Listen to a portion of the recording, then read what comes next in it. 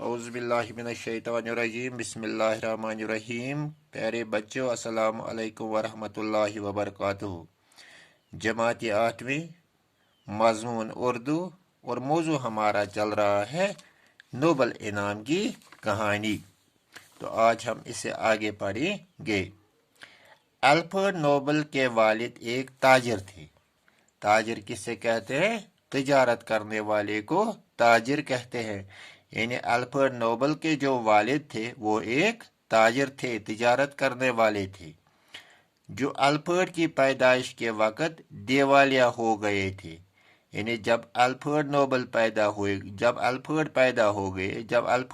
पैदा हुए तो उसके वालिद उस वक़्त दिवालिया हो चुके थे, यानी इसके पास रुपया पैसा नहीं था। यूं तो वो बहुत पढ़े लिखे और ज़हीन थे। यानी अल्फ्रेड नोबल के वालिद जो थे वो काफ़ी पढ़े लिखे और काफ़ी ज़हीन इंसान थे, मगर तिजारत का कोई तजुर्बा न होने की वजह से रही सही पूंछी से भी हाथ धो बैठे, चूँकि इसको तिजारत का कोई तजुर्बा न था। यानी अल्फ्रेड नोबल के वालिद जो थे वो काफ़ी तालीम याफ्ता थे, पढ़े लिखे थे और ज़हीन भी थे, मगर तजुर्बा होने की बदौलत नातजुर्बी की वजह से उन्होंने अपनी सारी रही सही पूंछी खो दी, यानी उसे हाथ धो बैठे। अल्फ्रेड नोबल 9 बरस के हुए। यानी जब अल्फ्रेड नोबल 9 बरस के हुए, 9 साल के हुए, तो इनके घर वाले गरीबी से तंग आकर वतन छोड़ने पर मजबूर हो गए। यानी इतनी गुर्बत इनके घर में आ चुकी थी कि अब वो वतन छोड़ने पर मजबूर हो गए। वो सेंट पीटर्सबर्ग चले गए। यानी वो सेंट पीटर्सबर्ग अमेरिका चले गए। शहर उस जमाने में रूस का दारुल सल्तनत था। यानी उस जमाने में, जिस जमाने में अल्फ्रेड नोबल पैदा हुए, उस जमाने में सेंट पीटर्सबर्ग दारुल हुकूमत किसका? रूस का दारुल सल्तनत था। कुछ अरसे तक अल्फ्रेड नोबल की तालीम घर पर ही होती रही। यानी कुछ अरसा तक घर वालों ने अल्फ्रेड नोबल को घर पर ही तालीम दी। जब घर के माली हालात अच्छे हो गए तो वो बाकायदा तालीम हासिल करने के लिए बाहर गए। यानी जब उन्होंने होश संभाला, जब घर की माली हालत कुछ ठीक हो गई, तो अल्फ्रेड नोबल ने स्कूल में दाखिला लिया। उन्होंने यूरोप भर का दौरा किया। यानी यूरोप के तमाम ममालिक का उसने दौरा किया और कहीं ज़बानें सीखी। यानी अल्फ्रेड नोबल ने एक ही ज़बान नहीं सीखी, इसने बहुत सारी ज़बानें सीखी। अब वो अपने वालिद के साथ साइंस के तजुर्बात करने में गुजारने लगी।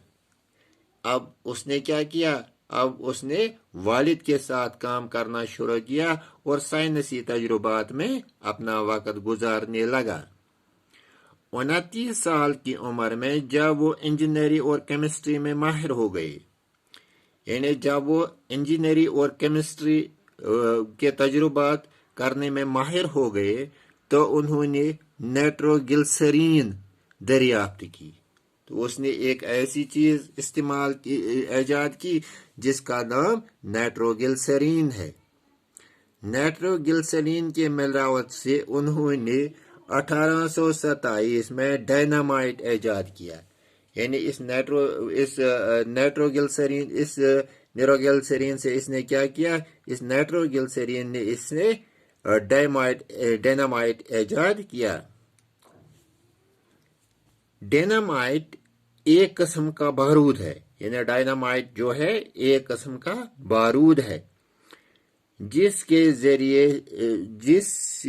जरा सी मिकदार बढ़ने से बड़े बड़े पहाड़ मिनटों में उड़ सकते हैं।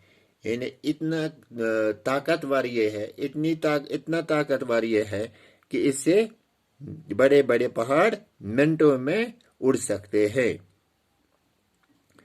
خود الفرڈ کے چھوٹے بھائی کو موت ڈائنامائٹ کا گولہ پھٹنے سے ہوئی تھی.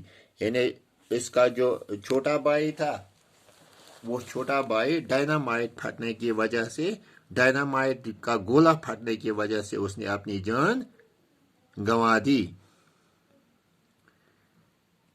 ایسی خطرناک چیز کو ایک جگہ سے دوسری جگہ لے جانا بے حد مشکل تھا.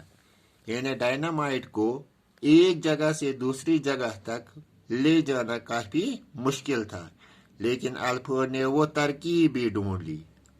الفرڈ نوبل نے وہ ترکیب بھی ڈھونڈ لی کہ ڈائنامائٹ کو ایک جگہ سے دوسری جگہ کس طرح پہنچایا جا سکے جس سے اس کو ایک جگہ سے دوسری جگہ حفاظت کے ساتھ لیا جا سکے.